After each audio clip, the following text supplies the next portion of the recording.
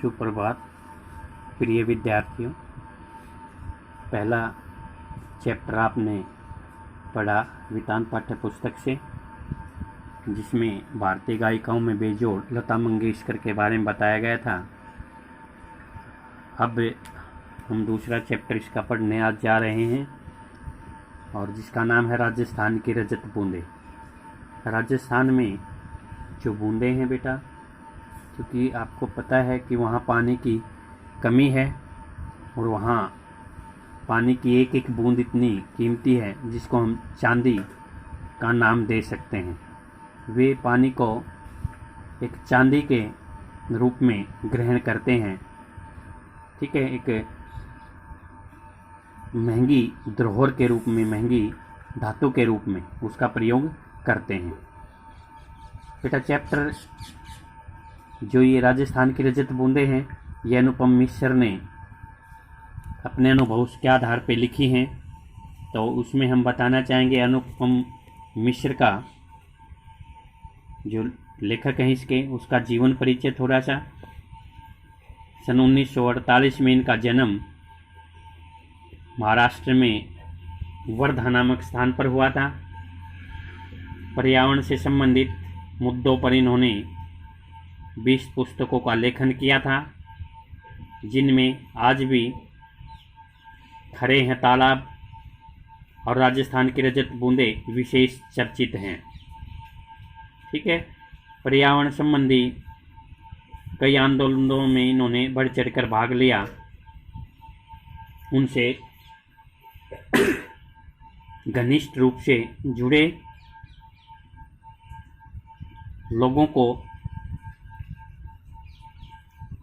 जागरूक करते हुए आगे बढ़े, एक मुहिम चलाई और सन 1977 में 77 में गांधी शांति प्रतिष्ठान के पर्यावरण कक्ष गांधी शांति प्रतिष्ठान के पर्यावरण कक्ष से संबंधित इन्हें पुरस्कार मिला था। 2016 में इनकी मृत्यु हो गई बेटा। अब हम जो पाठ का नाम है राजस्थान की रजत बूंदें, उस पर आते हैं बेटा कि किस प्रकार से राजस्थान में पानी की भारी कमी है और उसके लिए चाहे पीने का पानी हो, उसके लिए भी उन्हें दिन रात कड़ी मेहनतें करनी पड़ती है। इस चैप्टर में हम पढ़ेंगे बेटा कि कोई का निर्माण किस प्रकार किया जाता है। पहले जो चेलबांजी होते हैं, जो कोई बनाने का काम करते हैं, जिन्हें चेजारो भी कहते हैं, वे गीली मिट्टी को नीचे से धीरे धीरे अपने जीवन को संकट में डालकर अतल गहराई में अपने आप को पहुंचाते हैं, और धीरे धीरे जो बराबर में पानी की बूंदें होती हैं रिस करके इस कुएं में जमा होने लगती हैं, और वही पानी की जो बूंदें हैं बेटा, वो धीरे धीरे इकट्ठी हो जाती हैं और पीने के काम में आती हैं। यहाँ लेखक ने 3 प्रकार के पानी का जिक्र जो किया है इस चैप्टर में, वो होता है एक पालर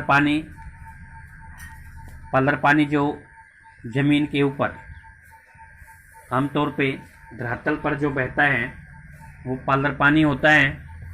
उसके बाद है रेजानी पानी, और रेजानी पानी जो होता है वो पालर पानी और पाताल पानी, एक नीचे एक ऊपर और एक बीच में पानी। तो बीच वाला जो पानी है बेटा, वही पानी पीने के काम आता है। तो मैंने बताया था कि पालर पानी वह होता है जो सीधे हमें बरसात से मिलता है और धरातल पर बहता है। इसे नदी तालाब आदि में रोका जाता है और इसका वाष्पीकरण भी जल्दी हो जाता है। पाताल पानी होता है जो पानी भूमि में जाकर भूजल में मिल जाता है, उसे पाताल पानी कहते हैं। इसे कुओं, पंपों और ट्यूबवेलों से खींचा जाता है। ठीक है, कुओं में, पंपों में जो नीचे डाला गया है पानी पंपों से और ट्यूबवेलों से जो पानी निकलता है वो पाताल पानी होता है। और रेजानी पानी जो बताया था, इन दोनों के बीच में जो पानी होता है बेटा, वो पानी का तीसरा रूप है जो धरातल पर रेत द्वारा सोख लिया जाता है। और खड़िया पट्टी जो बीच में होती है, जो पाताल पानी में इस पानी को नहीं मिलने देती, तो वो रेजानी पानी कहलाता है। प्रिय विद्यार्थियों, आपको पता है कि राजस्थान का जो इलाका है बेटा वो रेतीला है।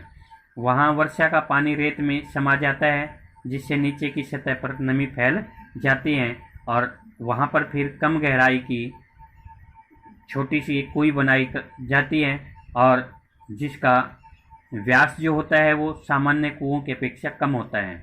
इसका घेरा कम इसलिए रखा जाता है ताकि धरती की नमी से पूरे दिन में 2 या 3 घड़े ही पानी इकट्ठा होता है, और अगर संकरा घेरा होगा तो वो है पानी को फैलने से भी रोकेगा और इसको ढकने में भी सुविधा होगी, और पानी भी कम तली में, कम गहराई में, कम चौड़ाई में जब जाएगा तो उसके अंदर क्या होगा बेटा, इकट्ठा पानी जो आसानी से हो जाएगा, उसे निकालने में भी हमें आसानी होगी। तो इस प्रकार से राजस्थान में जो कुई का निर्माण किया जाता है उस बारे में इस चैप्टर के में दर्शाया गया है बेटा। किस प्रकार से बेटा, ये चैप्टर मैं शुरू कर रहा हूँ, अब ध्यान से देखना। पसीने से तरबतर, पसीने से सराबोर, पूरी तरह से भीग जाना। चेलबांजी कुई के भीतर काम कर रहे हैं। अंदर गर्मी होती है बेटा, धरती की गर्मी, जमीन की, पृथ्वी की जो गर्मी होती है उसके कारण उनका शरीर जो हो वो पसीने से क्या हो गया है, तरबतर हो गया है, पूरी तरह से वो भीग गए हैं। कोई 30-35 हाथ गहरी खुदाई हो चुकी है। देखना कि जो कुई की खुदाई है वो कितनी हो चुकी है, 30-35 हाथ। ठीक है, अब भीतर गर्मी बढ़ती ही जाएगी, जितनी भी गहराई में जाएंगे गर्मी बढ़ती जाएगी। कुई का व्यास घेरा बहुत ही संकरा है। ठीक है, कम चौड़ाई का है। कुई का व्यास भी, ठीक है, जो घेरा है वो चारों तरफ का वो बहुत ही कम चौड़ाई का है।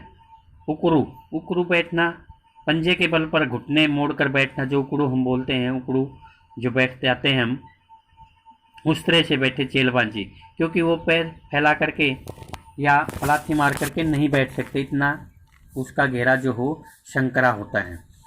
इसी कारण से चेलबांजी की पीठ और छाती में से एक एक हाथ की दूरी पर मिट्टी है, बस केवल एक हाथ पर, उससे, क्योंकि वो बैठ ही नहीं सकते, इतना घेरा जो है वो कम चौड़ाई का होता है, केवल एक हाथ दूरी पर उसकी मिट्टी है। इतनी संकरी जगह में खोदने का काम कुल्हाड़ी या फावड़े से नहीं हो सकता। ठीक है, बड़ी चीज़ से कुल्हाड़ी जो होती है या फिर फावड़ा जो होता है, कस्सी जो होती है, उससे हम नहीं खोद सकते। खुदाई यहाँ बसोली से की जा रही है। बसोली होती है बेटा जिसका एक सिरा पहना होता है, दूसरी तरफ थोड़ा सा मोटाई लिए होता है। आपने कई बार देखा होगा जो चिनाई का काम करते हैं, ठीक है, मकान बनाने वाले जो कारीगर हैं उनके पास एक औजार होता है, और वही औजार जिससे वे चिनाई करते हैं, ईंटों को फोड़ने का या कोई भी वस्तु इधर उधर करने का, तो वह बसोली कहलाती है। खुदाई यहाँ बसोली से की जा रही है। बसोली छोटी डंडी का छोटे फावड़े जैसा औजार होता है, एक हथियार होता है, एक औजार होता है। बसोली के बारे में बताया, जिसमें एक लकड़ी का डंडा डाला गया है। नुकीला फल लोहे का और हत्था लकड़ी का होता है। इसका नुकीला जो फल होता है, आगे का हिस्सा जो होता है वो लोहे का होता है, और हत्था जो होता है वो लकड़ी का होता है। ठीक है बेटा, कुई की गहराई में चल रहे मेहनती काम पर वहाँ की गर्मी का असर पड़ेगा। कुई की गहराई में जो काम चल रहा है वहाँ पर गर्मी अपना असर दिखाती है। गर्मी कम करने के लिए ऊपर ज़मीन पर खड़े लोग बीच बीच में मुट्ठी भर रेत बहुत ज़ोर से के साथ नीचे फेंकते हैं, जो बिल्कुल बारीक रेत होता है, बालू रेत होता है, क्योंकि नीचे जो व्यक्ति काम कर रहा है उसके ऊपर गिरना है वो तो, और कंकड़ पत्थर होंगे तो वो उस पर चोट पहुंचा सकता है। इसलिए बिल्कुल गीली जो बालू रेत होता है उसकी एक मुट्ठी भर के बीच में रेत फेंकते रहते हैं। किस लिए बेटा? ताकि उस गर्मी को कम किया जा सके। ऊपर की जो हवा होती है ताज़ी हवा, वो देखना। इससे क्या होगा कि ऊपर की ताज़ी हवा नीचे फेंकाती है और गहराई में दम घोटू गर्म हवा ऊपर लौटती है।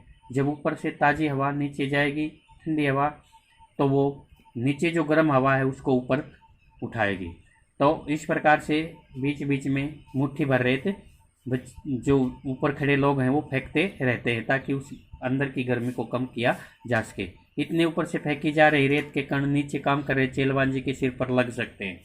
जो कण है रेत के, वो भी जब स्पीड से जाएंगे, गति से जाएंगे, तो वो भी सिर में लग सकते हैं। इसलिए वे अपने सिर पर कांसे, पीतल या कांसी का या पीतल का या किसी अन्य धातु का एक बर्तन टोप की तरह पहने हुए रहते हैं, ठीक है, अपने सिर को ढकने के लिए, ताकि किसी भी प्रकार की कोई वस्तु ऊपर से गिरे तो सिर में चोट न लगे और उसके लिए वह घातक सिद्ध न हो। इसलिए वे अपने सिर पर क्या करते हैं बेटा, कांसे का, पीतल का या अन्य किसी धातु का एक बर्तन टोप की तरह, जैसे टोप पहनते हैं ना सिर में, उसी प्रकार से वे उसको पहन लेते हैं।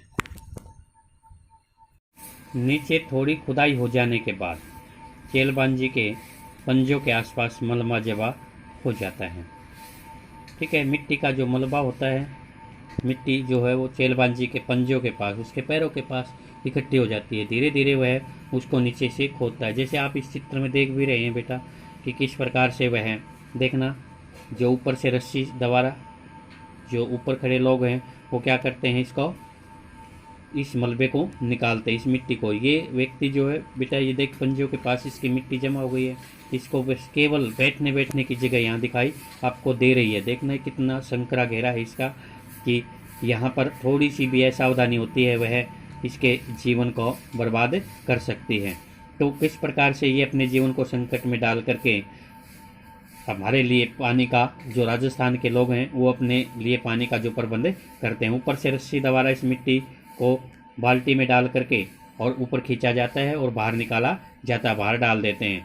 तो ये देखना किस प्रकार से ये जो आपको ये दिखाई दे रहा है थोड़ा सा, ये रस्से से मिट्टी रोकने के लिए, जो बाहर की मिट्टी होती है ताकि अंदर न आने पाए, इसके ऊपर न गिरने पाए, ठीक है। इसलिए वो थोड़ा सा मोटे रस्से का जो है घेरा बनाते चले जाते हैं और धीरे धीरे जो इस रस्से का जो घेरा होता है इसको नीचे की तरफ करते हैं और ऊपर जो फिर घेरा बनाते चले जाते हैं, नीचे जाता जाएगा और ये इस प्रकार से इसमें गहराई तक पानी जो है वो खोजा जाता है। तो नीचे थोड़ी खुदाई हो जाती है तो फिर चेलबांजी के पंजों के पास, उसके पैरों के पास जो मिट्टी का मलबा है वो जमा हो गया है। ऊपर रस्सी से एक छोटा सा डोल या बाल्टी उतारी जाती है, ये दिखाई दे रहा है बेटा, ये मिट्टी निकालने के लिए डोल या बाल्टी डाली जाती है, मिट्टी उसमें भर दी जाती है पूरी सावधानी के साथ, ताकि कोई रस्सा टूटने न पाए या इसमें से मिट्टी वापस इस चेलबांजी पे न गिरने पाए। पूरी सावधानी के साथ ऊपर खींचते समय भी बाल्टी में से कुछ रेत, कंकड़, पत्थर नीचे गिर सकते हैं। टोप इनसे भी चेलबांजी का क्या करता है, सिर बचाता है। देखिए ऊपर जो टोपी पहने हुए है ये किसी बर्तन की भी हो सकती है, ठीक है, किसी धातु की बनी हो सकती है, कांसे की या पीतल की, ताकि कोई भी कंकड़ पत्थर ऊपर से गिरे तो वो इसके सिर पे चोट न पहुंचा सके। तो इसके सिर को बचाने के लिए इसका प्रयोग किया जा रहा है। चेलबांजी यानी चेजारो, वही मैंने पहले भी बताया था, चेलबांजी हो या इसको चेजारो भी कहते हैं, ठीक है, जो चिनाई का काम करते हैं, जो कुई बनाने का कुई का निर्माण करते हैं। कुई की खुदाई और एक विशेष तरह की चिनाई करने वाले दक्षतम लोग होते हैं। चेलबांजी की परिभाषा दी है बेटा, कुई की खुदाई और एक विशेष तरह की चिनाई करने वाले दक्षतम, योग्य, जो कुशल जो हैं लोग, वो उनको हम चेलबांजी कहते हैं। यह काम चेजा कहलाता है, ठीक है। जिस प्रकार से आप कई बार घरों में भी जब कोई चिनाई का काम हो रहा होता है, मकान बनाना होता है, कोई भी किसी भी प्रकार का कोई कारीगर घर में लगता है तो आप उनको कहते हैं भी चेजा लग रहा है, तो वही शब्द है बेटा ये चेजा। चेजा का मतलब है कि चिनाई का काम हो रहा हो जहाँ, उसको हम चेजा कहते हैं। चेजारो जिस कुई को बना रहे हैं वह भी कोई साधारण ढांचा नहीं है, क्योंकि साधारण बात नहीं है, ठीक है। कुई को बनाना, जिस चेजारो को वो बना रहे हैं, जो चेजारो उस कुएं को बना रहे हैं वह कोई साधारण सी सामान्य सी बात नहीं है।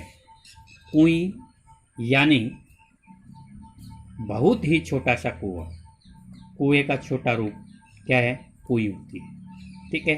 चेजारों के बारे में बताया है कि वो कितने कुशल लोग होते हैं जो कितनी सावधानी से इतनी गहराई में कुएं को कच्ची मिट्टी के सहारे खोदते जाते हैं और उसमें से हमारे जो जीवन प्राण पानी है हमारा उसको निकालते हैं और हमें जीवन प्रदान करते हैं पानी के रूप में।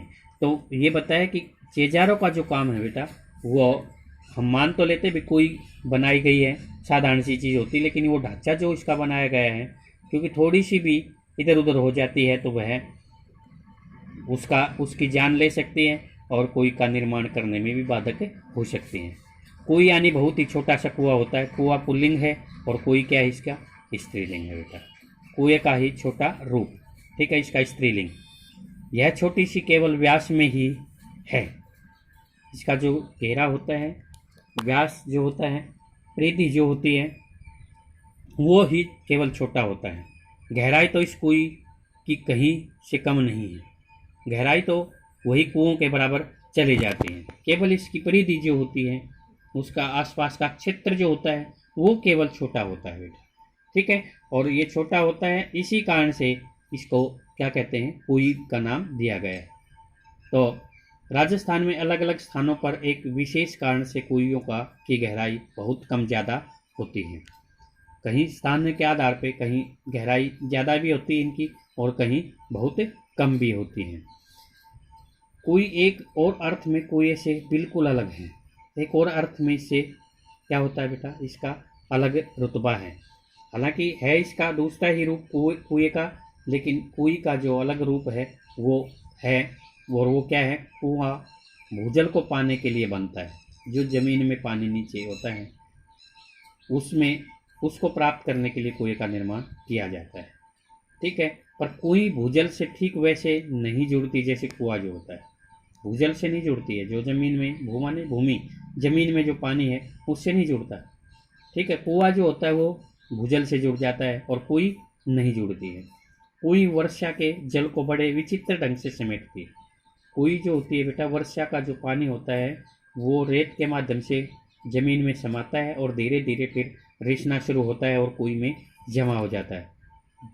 तब भी जब वर्षा ही नहीं होती तब भी वह नमी को, पानी की नमी को जो होती है ज़मीन में जो मिट्टी रेत द्वारा सोख लिया गया है उसको वह समेटती रहती हैं।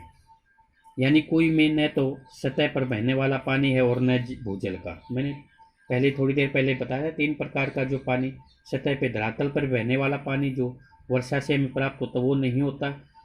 ठीक है। और न ही भूजल नीचे जो खारा पानी होता है ज़मीन पे वो निकलता है। यह तो नेति जैसा कुछ पेचीदा मामला है।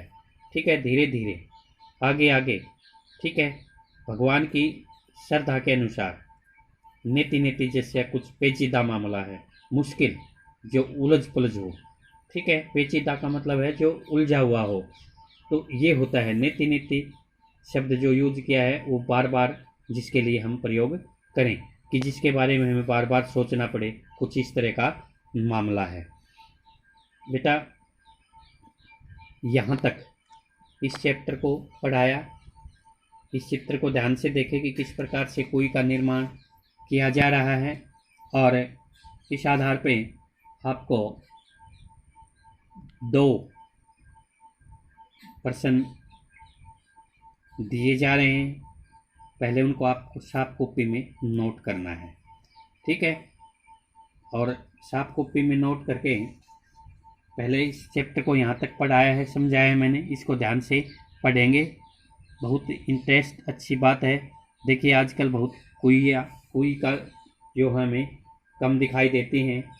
कुएं हैं वो भी लगभग सिमट से गए हैं क्योंकि हम उनका प्रयोग ही नहीं कर रहे हैं। फिर भी आप देखना आपके गांव के आसपास बहुत से कुएं दिखाई देंगे जिनका हम आजकल प्रयोग तो नहीं कर रहे हैं, फिर भी उनका निर्माण किस तरह से किया गया होगा और उनसे के विपरीत होती उनकी स्त्रीलिंग के रूप में जो प्रयुक्त किया है कुएं का निर्माण जो होता है वो कैसे किया जाता है। तो ये इस चैप्टर में आपने पढ़ा है। पहला जो प्रश्न है बेटा इसका, राजस्थान में कुएं किसे कहते हैं? इसकी गहराई और व्यास तथा सामान्य कुओं की गहराई और व्यास में क्या अंतर होता है? ठीक है, राजस्थान में कुएं किसे कहते हैं, एक तो ये बताना है इसकी गहराई और व्यास तथा सामान्य कुओं की गहराई और व्यास में क्या अंतर होता है। और दूसरा जो प्रश्न है बेटा वो है, जो हमारे शेजारों के साथ गांव समाज के व्यवहार में पहले की तुलना में आज क्या फ़र्क आया है, पाठ के आधार पर बताना है। ठीक है, शेजारों के साथ जो चेलबांजी होते हैं उनके साथ गांव समाज के व्यवहार में पहले की तुलना में आज क्या फ़र्क आया है, पाठ के आधार पर बताना है बेटा। तो ये 2 प्रश्न केवल आप इस पाठ के आधार पे लिखेंगे बेटा। ठीक है, थैंक यू बेटा। ओके।